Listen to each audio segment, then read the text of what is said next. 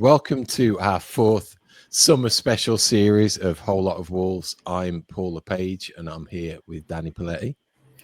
Good evening. We are thrilled to welcome our guest as well, acclaimed author Jake Perry, on the eve of the release of his book Nights in Gold Satin, when Wolverhampton Wanderers ruled the world.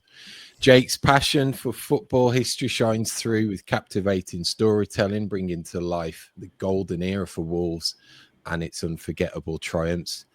Deep insights, evocative narratives. It's a book that tells us about the glory days when Wolverhampton Wanderers was truly the giant of the world game. Jake, welcome to A Whole Lot of Wolves. Thank you. Thank you so much. Pleasure to be here. We always kick off by asking our guests, firstly, how did you become a Wolves fan? Yeah, I guess like a lot of people, through family, through my dad, my uncle Keith taking me to games. Back in the kind of mid-70s was my first time going to Molineux. I really wish I could remember what my first game was. Look back on it, but I can just remember kind of images of that time, pictures, of queuing up and going through the turnstiles, and I guess that picture that we all have, when you come up the steps and you see the ground out in front of you for the first time, and that little hit of excitement you get, that I still get every time I go up to Molineux as well. So it's kind of those pictures I have in my head. But I kind of grew up surrounded by the club as well, in that my parents still live in our house in Compton, which is on a little kind of estate of cul-de-sacs, and Wolves used to house a lot of the players nearby. So we had Jim McCalliog, who lived kind of in the road just across from us, and down just below us there was Frank Monroe and Dave Wagstaff lived. So I remember playing, when I was a kid with Grant and Stuart Monroe and Scott Wagstaff, and then in later years, I remember Ian Ross moved over the road from us. He came as player coach in John Barnwell's time. And I remember a party at Ian's on a Sunday afternoon, going to that and meeting Raphael Villazan, who just signed for Wolves at that time. And I remember him being just a lovely guy and making time to speak to me. And he smoked these little cigars. I remember these little thin cigars. It just looked the coolest thing in the world. So yeah, I kind of grew up surrounded by the club, and then it's been quite different in more recent years, because in 1987 I came up to Scotland to study, and I stayed. I got a job, and then my wife arrived, and then the family arrived, and before I know it, kind of the best part of 40 years have gone by. But the club is still a hugely important part of my life, and I get to games whenever I can. So if you had one memorable game over that time period, which one would it be? It's a really good question, actually. It would probably be the first game that I can remember some details of, which was in 1979. It's about April 79. And I was 10 at that time, and we played Derby County. And I still remember the excitement during the day when I was at school, because I was going to the game that night, and my Uncle Keith picking me up and taking me, and we won 4-0. Stood on the South Bank, and I remember Billy Rafferty scored, and then George Berry scored the goal that I still judge every other goal against that I see live. I remember he picked up the ball in front of the North Bank and ran the length of the field and scored from the edge of the box. It was just a fantastic goal. And Steve Daly scored. I think it was his last goal for Wolves before he moved to Man City. And then Peter Daniel late penalty wrapped it up. But I'd love to be there again, and just the excitement of the fact it was an evening game as well. I think I've always been fascinated by floodlit games, and I think that probably had a large part in it. Big win, exciting day. What more could you ask for? So some of the names that you're reeling off, probably this question is going to be pretty tricky next, but who's your all-time favorite Wolves player And then the second part is, out of the current squad, who's your favourite player? Yeah, that is a really hard question. I guess, I mean, there's something about all the players of the time that you like, you know. But when I was growing up, I used to really like Derek Parkin. You know, he's so kind of consistent and reliable, and you know, he has the appearance record for good reason, really. And Kenny Hibbert, of course, John Richards. What a player John Richards was. You know, great finisher, and reinvented himself as a number 10. You know, in later years when Andy Gray kind of came along. But I suppose if I had to choose one player, and it probably wouldn't be too much of a surprise, it would be Steve Bull. For as much as what he represented off the field as what he did on it, you know, it was, you know, I still remember going down Dudley Street and seeing the people, you know, with the Save the Wolves buckets, and you know, that time in the 80s that we so nearly went out of business, and Steve Bull was the sort of the figurehead of our revival from that, and he brought the buzz back to the town, and not just himself, of course, the whole team. You know, with some great players in that team, the likes of Andy Much and Robbie Dennison and so on too. But yeah, for what kind of Bully meant to the town at that time, I guess I would have to plump for him as my all-time favourite, just because of all he represented, really. And then, I mean, there's lots to like about the current team too. Really like Andre, and Agbadu as well. But again, if I had to plump for one, it would be João Gomez.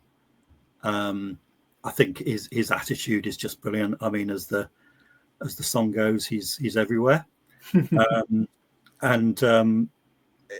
the first time I saw him live, I remember it was his first season, and I don't get to go to, you know, as I say, as many games as I'd like to, but I went down to the Forest game when we won 1-0, Ruben Neves penalty. But I remember I couldn't stop watching João. You know, he was fist pumping when he made a tackle, and he was, you know, just his attitude, and you know, this is a player that would run through walls for the team, and yeah, I think he's great. So, share with us a little about your professional background leading up to the publication of Nights in Gold Satin. Yeah, sure. I mean, it's my first Wolves book, but it's actually my third in all. I've written a couple of books beforehand about a very different subject, about cricket, which was always kind of my second game. You know, me and my friends would play football in the winter and cricket in the summer, and I'd always been a cricket fan. And when I came to Scotland, it was only about a decade ago, actually, I kind of got involved with the Scottish cricket scene, because it's a game with a really rich history in Scotland, but kind of under the radar. And when I went to find out more about it, there wasn't a whole lot out there. And so I wrote a first book, which started life as a series of articles and then became a book called The Secret Game, which was sort of stories from the past in Scottish cricket, and then followed that up with a book that I wrote with Gary Heatley about the Scotland men's team, which is the first book I wrote for Pitch. But it's quite a different sort of challenge, I guess, you know, writing about something like Scottish cricket to writing about Wolves, in that I don't need many fingers to count the amount of books that have been written about cricket in Scotland. But, you know, right from the start, I'm really conscious that that my book's going to be on a shelf next to some absolute giants of writing and history of the club. You know, people like Steve Gordos and David Instone and Pat Quirk and Clive Corbett. You know, I mean, just all these names. But the way that they encouraged me and helped me and supported me, putting me in touch with people. And Steve was brilliant. He proofread the book as I read it, as I wrote it. He's just been so generous in his support for it. And it's been a great experience, and it's the first of many is the hope. I've certainly got an idea or two for some follow-ups. So I'm this one's not out yet, and I'm already thinking about the next one. I kind of need a project, and that kind of does. But so that's the background to my book writing anyway. Whole Lot of Wolves summer specials are brought to you by Esfuezo Wines. Showcasing 3 generations of winemaking in every bottle, they have the perfect pairings for all of your summer beach days and barbecues. Head to esfuezowines.com now and use the promo code VITOR, that's VITOR, to get a 30% discount on your order. And don't miss their one-pack wines, which proudly display their support of Wolverhampton Wanderers. That's esfuezowines.com, promo code VITOR. So, Jake, how did that initial idea of the book come about? It had been with me since childhood, I think. When we were talking earlier on about, how I started supporting Wolves, and I guess it's the same for anybody when you start supporting any football team. You kind of fall in love with the heroes of the day, but you find out about the history as well. So I grew up, knowing these incredible names, people like Stan Cullis and Billy Wright and Johnny Hancock and Jimmy Mullen and so on and so on. And you hear about the achievements, the league titles, the FA Cups and so on. But for us, we've got this story as well. And it always captured my imagination as a kid, this concept of the floodlit friendlies, before European competition was really a thing, that we invited all these famous teams to Molineux, Spartak and Moscow Dynamo and Real Madrid and Honved, of course, and beat them all. And the press were calling us the champions of the world. That's incredibly powerful, incredibly inspiring, as a kid, that was our team. It's amazing that was happening here in front, where I am now. It's just incredible. It's unique to us.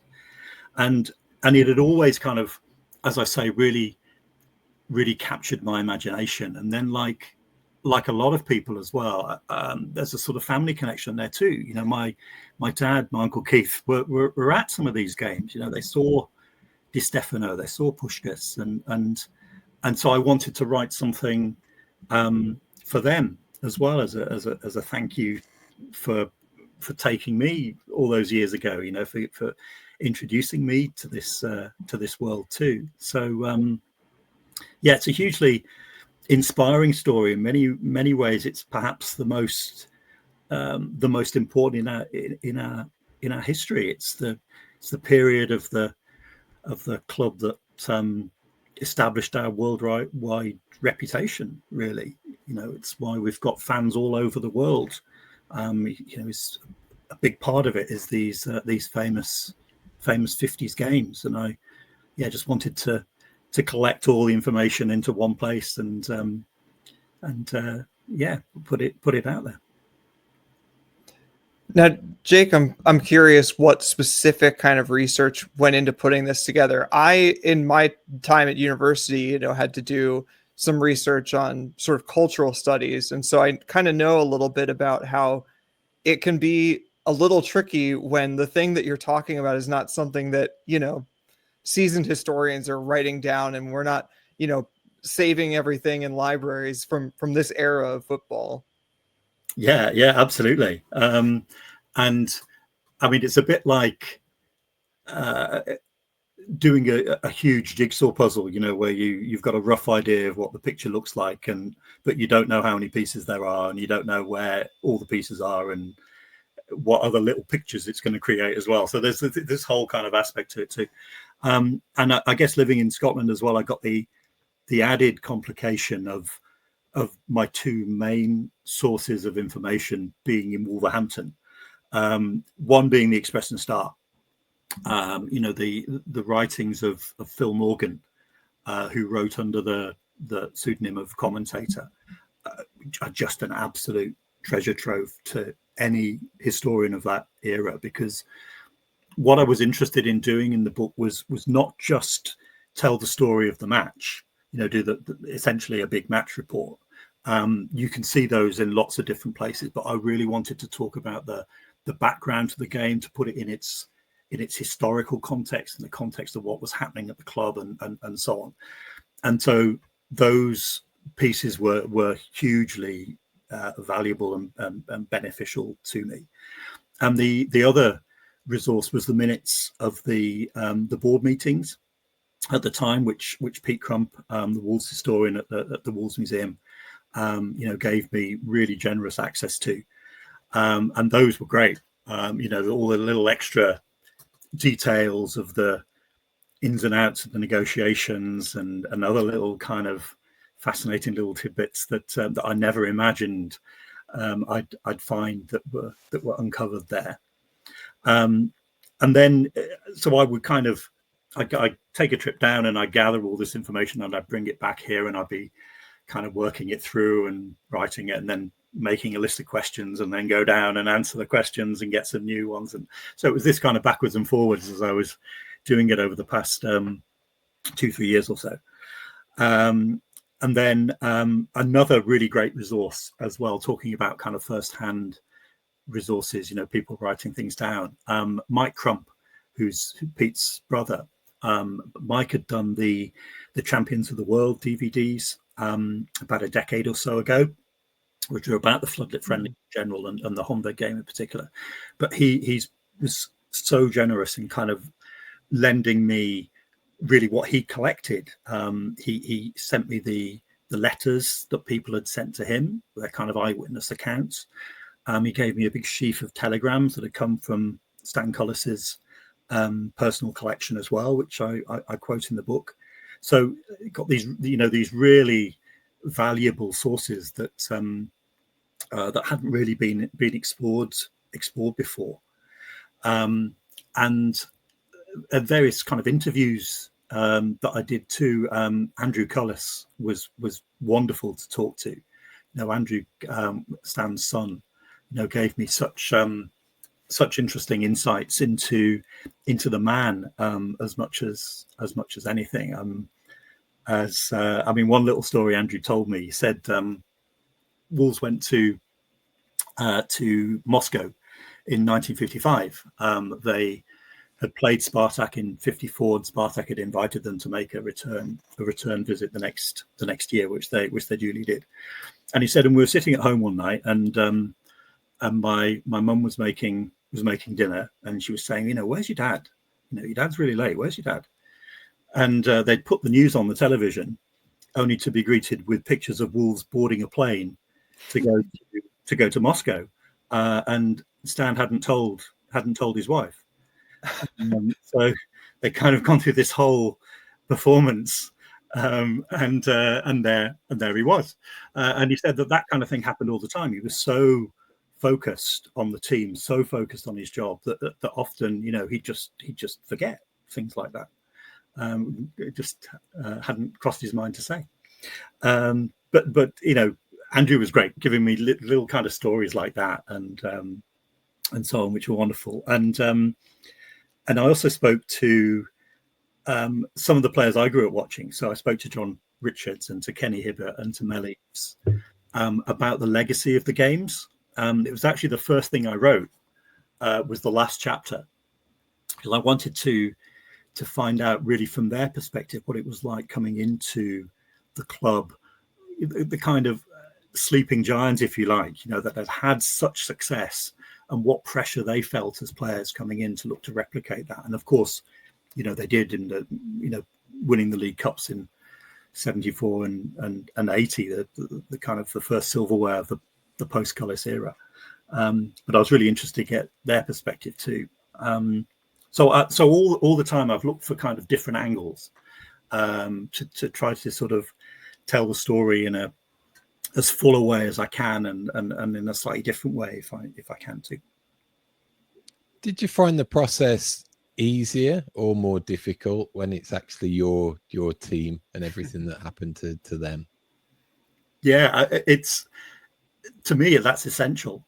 I've got to have an emotional connection, I think, with what I'm writing about. I think if I was writing a book about, say, the development of floodlit football, which it is to some extent, it would have turned out like this. I would have had to have written it from Wolves' perspective. I'd have to kind of work in the Wolves angle somewhere. I'd find it quite difficult to take a dispassionate step back, I guess, because that kind of emotional connection is really important to me as a writer. It's an interesting little kind of byproduct of doing the book as well is that it's really made me feel closer to the town again. I've lived up in Scotland for a long time, and I've always gone back and visited and so on, but researching in this way and really thinking about the club in this way and my connection with it and everything, it's kind of made me feel close to the town, properly close to the town again, which has been a really nice kind of byproduct of that, and one that I hope to, I want to do it again. And I really hope that in reading the book that kind of affection, that enthusiasm of being a fan kind of comes through in the way that I've written it. I've certainly tried to do that anyway. Now, it's so interesting to me that, this period where the floodlit friendlies start and floodlit football really is taking off, and how that, naturally sort of coincides with football now being able to be broadcast potentially around the world. What do you think some of our newer fans, obviously, particularly from overseas, like here in America, might be surprised to know from this period in Wolves history? Yeah, I think that's a really good point. Floodlighting is ubiquitous now. It's something that we don't think about. It's such a natural part of the sport now. But I guess what might be really surprising, especially to perhaps a US audience, is just how long it took for that to happen. I mean, the authorities in England were not only kind of unhappy about floodlighting, they actively tried to put obstacles in its path, so to speak. Bearing in mind that people were watching baseball in the States under floodlights in the 30s. In England, floodlighting was banned. Playing football under floodlights was banned. I mean, there've been sort of exhibition games which had never really sort of caught on. Going back to, I think 1878, I think was the first kind of experimental floodlight game that was played at Bramwell Lane in Sheffield, I think. But anyway, and Arsenal in 1930 announced that they were going to be playing a couple of floodlit exhibition games against Rangers, who were the Scottish Cup champions of the time. Arsenal were the FA Cup holders. And they were going to play a game at Wembley, and they were going to play a game at Ibrox, and they were going to bring in floodlights and so on. And the FA basically said, no. You're not doing that. That's going to undesirable, I think was their word, because they were fearful it was going to, in their words, commercialize the game. They were very fearful of this newfangled gimmick was going to take crowds away from 3:00 on a Saturday, the traditional time for going and watching football. And so floodlighting was banned. It was said that you couldn't play football under lights.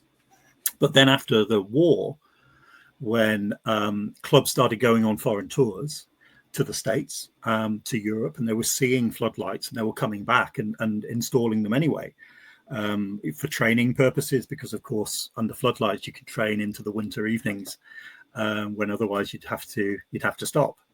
And so the FA kind of reluctantly gave some ground and said, well, okay, then you can play friendlies under floodlights, but that's it, no competitive football. but the door had been opened at least. But it took really up until kind of later on in the decade. It was quite a sort of incremental process, that they first of all allowed you to play to rearrange cup games under floodlights if you absolutely had to avoid fixture congestion, and then the same with league games. And eventually they said, okay, well, if both teams consent, you can play football under lights. But that was about 1957, 58, something like that. So it took a while, but very, very typical, I think, of the way that the English authorities were traditionally quite reluctant to embrace change. I mean, there's the famous, World Cup situation where England didn't bother entering the World Cup until 1950, and then promptly discovered that the world was kind of leaving them behind. And then similarly, after the European Cup was founded in 55 as a result of the Wolves Honved game and the whole Champions of the World thing, Chelsea, who were invited to be the first English team to play in the European Cup, they were, shall we say, encouraged not to take up their place. Again, FA and Football League very fearful of Saturday afternoons, suffering with all these extra fixtures. So it's perhaps that's maybe most surprising, that floodlighting, we just don't think of it now, but it was a very slow process getting it accepted as part of the mainstream. And even relatively late in the kind of, after there'd been some really successful floodlit games played, there were still newspaper articles coming out saying, oh no, this is a fad, this is not going to last at all. And it's really interesting. But I mean, it's a fascinating story, a fascinating time, that era, and that it coincided with the most successful period of our history is a really happy coincidence. I think that Wolves were really at the forefront of the development of floodlit football. Absolutely. So, Jake, we're going to fast forward to modern times, a little less than 2 weeks away from the new season. So, what are your hopes, expectations, fears of 25-26 for the Wolves? I'm quietly confident with things, and I know that there's been a lot of kind of chatter about signings or lack of signings, and it's obviously at this time of year we all get really twitchy, when players are going out and it doesn't seem like many players are coming in. But it seems like things are moving now, and regardless, I think we've still got a really good squad. I can't see there being three or not being three teams that are in a worse position than Wolves next season. But I'm not looking down. I'm looking up. I'm hoping that we can really push on, and really excited to see John Arias, how he fits in. The new left back, Wolf, as well. What a fantastic name. Looking